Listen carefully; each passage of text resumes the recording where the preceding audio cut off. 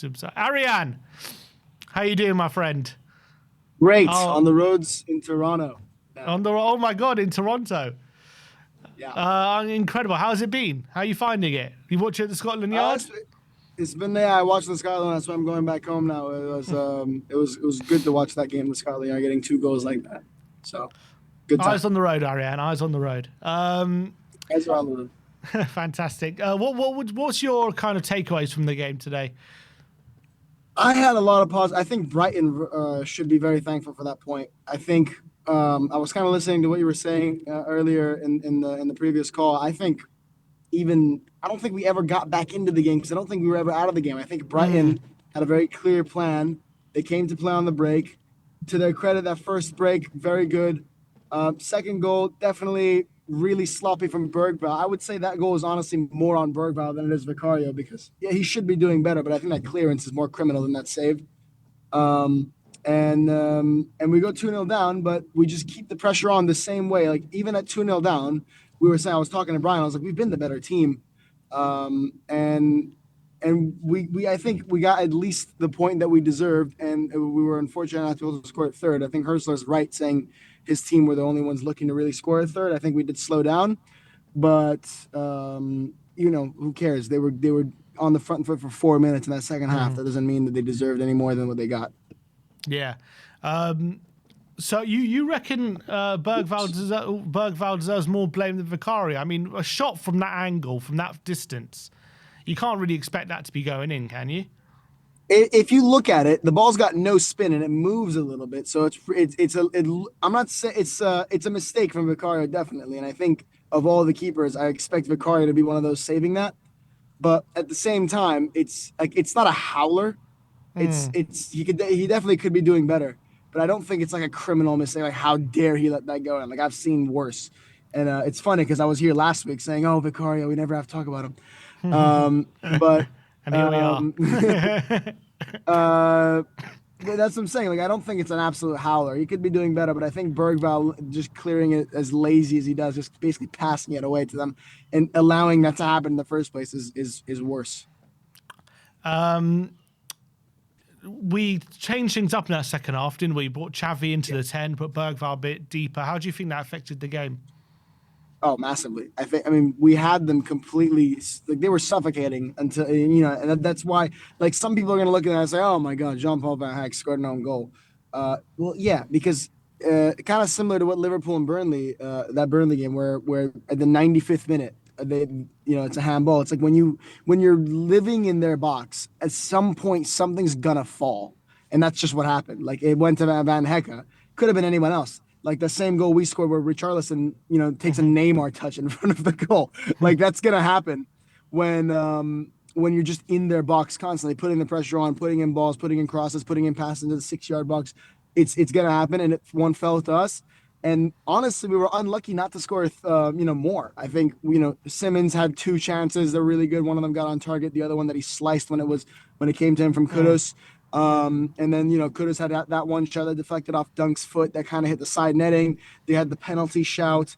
Richarlison had a couple looks at the goal. Like, I think we had a lot of opportunities to even get 3 or 4. Didn't fall to us. I think we take a point at the Amex. Before this game, Brighton were the team with the least touches in their box in the league. So to do what we did to them was really impressive.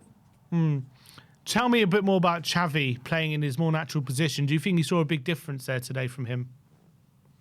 I think what he brought was something I've seen in so many other, and we just missed it at Tottenham. Like, a player that he gets the ball and he just did something like that shot he had, that Verbruggen save from the bottom corner, when he just took it and he took it into the box and took a shot.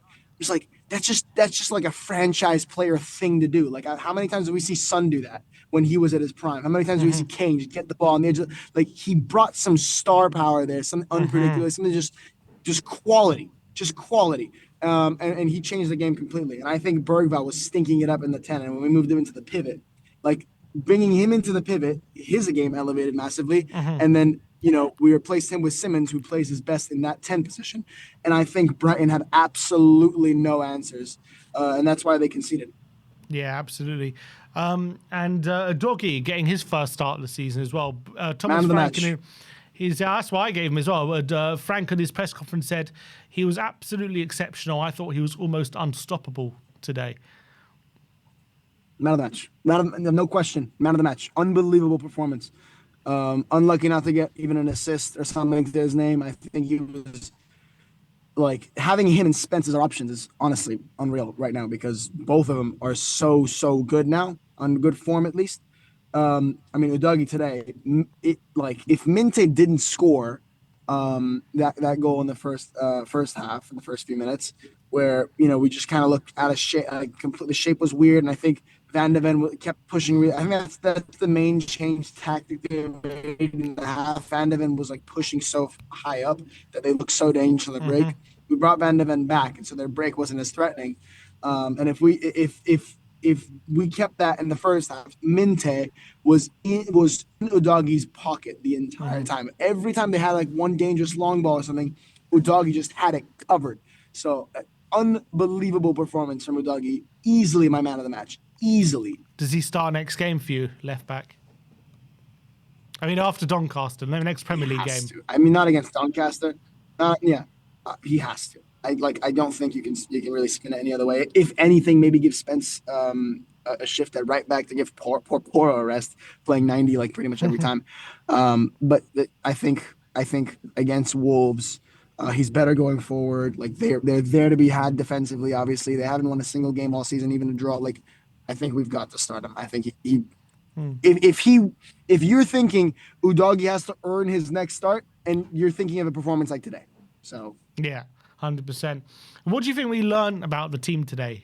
Coming back from 2-0 down in these kind of circumstances, compared to what happened against Bournemouth when we were 1-0 down and didn't really do anything to affect the game after that moment. What would you learned about the team today? I think definitely the biggest encouragement is that we all had a lot of questions after Bournemouth. We're like, well, that kind of game is really, really threatening for this team. And we had an even arguably bigger challenge this game where it's away from home. Brighton on very, very good form. Defensively, especially if they go 1-0 up, you're going to be worried. Like we had a lot of questions. Can Frank handle this kind of game, or is he going to get a little outplayed because Brentford maybe haven't had to deal with this in his tenure? But I think today he showed that he's absolutely capable. He's absolutely learned from that mistake in Bournemouth. The team 1-0 down, no drop. 2-0 down, no drop. If anything, the intensity went up, the levels went up, the performance went up. And I think it was very, very encouraging to see. It's a very spirited performance. Like to be 2-0 down at Brighton, we were 2-1 up last year at Brighton. And what happened? We were 2-0 up. We were 2-0 up, yeah. Well, yeah, but I'm saying as soon as they score to make it 2-1, we crumble, right? And just to the littlest amount of pressure. And today, completely opposite. So we kept piling the pressure on them. So I'm really, really pleased with Frank because he said he learned from that Bournemouth game, and I absolutely believe him now. The changes we made. Maybe the only criticism I'd have is the way we set up with Van de Ven pushing so high up that his recovery pace and his recovery, which is the best part of his game, maybe that got nullified. That's why they ended up scoring on the break because Van de Ven's always the one who prevents from that from happening. But same thing. I'm sure Frank learned that this time. Maybe Romero's going to be the more advanced one, and Van de Ven's going to be there to clean it up. I don't know. I'm not the manager. He is, but I think the massive improvement, right, from Bournemouth at home to this game is absolutely just astronomical. And it seeing us progress every game, because how many times in the last 5 years, 6 years, have we seen managers start well and regress instead of we haven't seen them change and adapt and improve, like maybe Conte in his first season. But outside of that, it's always been a really, really strong start, and then we regress and everybody else gets better. And it seems like we're actually getting better game by game, which is really encouraging. Yeah, absolutely right. And I'm definitely seeing improvements today, even though we were, down 2-0 and stuff. And I definitely saw in some of the football we were playing, even if you look at the first goal we scored, the intricate play between Odegaard, Bentancur, Kudus to engineer the opportunity. It seems as though we're definitely working our way and build up and starting to improve things, which is all I was asking for. So even though we didn't win today, I definitely saw improvements in certain things, which is really, really encouraging. And yeah, the fact we battled back from 2-0 down against a tough Brighton team shows really good mentality, and we never gave up. We just kept plugging away. I think, yeah, at the end of the day, it's a good point. You got to take the point at the end of the day in the certain circumstances. If you look yeah. away games like that, if you gave it to me, if you say beforehand, hey, 1-1, good performance, you probably deserve more. Do you take that?